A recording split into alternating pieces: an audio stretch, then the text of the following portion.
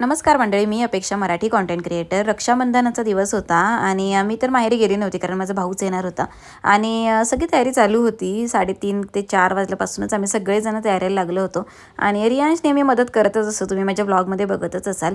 तर इथे आई, मी आणि रियांश आम्ही तिघेसुद्धा स्वयंपाकाला लागलो होतो. तर सगळ्यात आधी मी सगळी कापाकापी करून घेतली आणि इथे आई मसाला वगैरे वाटून घेत आहेत कारण विवान झोपला होता आणि आम्हाला हळूवारपणे काम करायचं होतं त्यामुळे.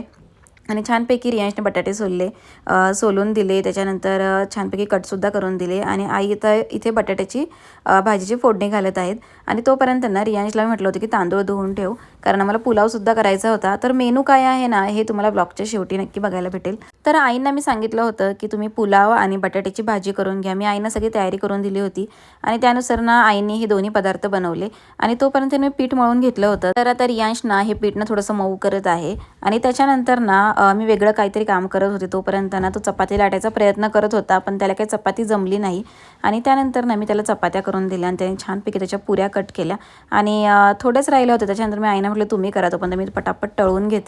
रियांश ना मला सगळ्या पुराणा किचनवर आणून देत होता आणि तोपर्यंत ना विवानसुद्धा उठला होता आणि विवानलासुद्धा आम्हाला मदत करायची होती. तर मी ना सगळ्या पुऱ्या ज्या आहेत ना त्या पटापट तळल्या.